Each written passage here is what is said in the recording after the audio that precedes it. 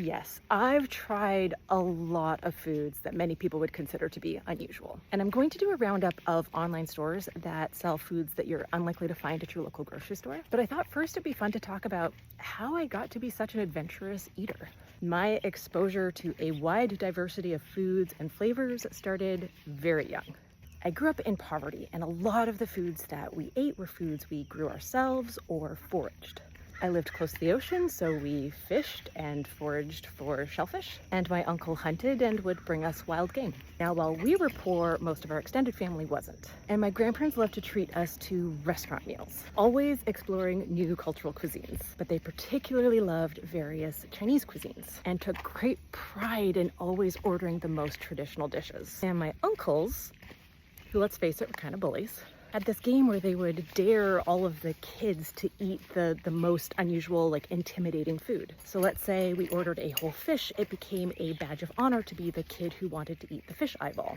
I was the oldest girl out of all of the cousins, and I was not going to back down from that challenge. And I think discovering very young that fish eyeballs are tasty, that by itself explains why I'm an adventurous eater.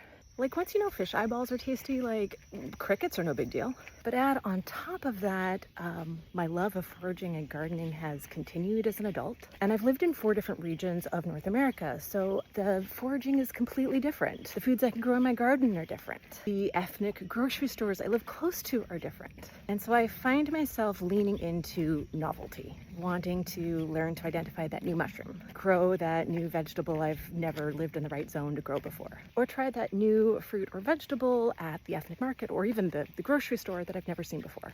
But I'm also always willing to try something a second time. And that's because I've had enough experiences where I've liked the food the second time for a variety of reasons. The first time I had sea urchin, it was off. The second time it was exquisitely fresh and absolutely delicious. I grew up not liking papaya. And then I moved to the Southwest where fresh papaya grows locally.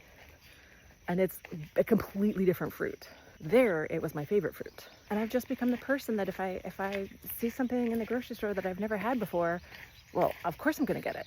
And I'll just figure out how to prepare it when I get home. That's how I tried jackfruit for the first time. Boniato root and sea beans. I was just walking down the produce aisle and I go, what's that? And then I have to stop and check it out. So maybe some of my adventurousness when it comes to new flavors comes out of necessity. A childhood packed with new flavors because that was the only food there was to eat. But I also have so many cherished memories of foraging and gardening. Hobbies born out of hardship that increase my quality of life today. My view this morning is showing off what a good job I did of Soka's haircut yesterday. Yeah. No, ma'am. Soka! Must you erase the bath? Must you? I must, she says. I must.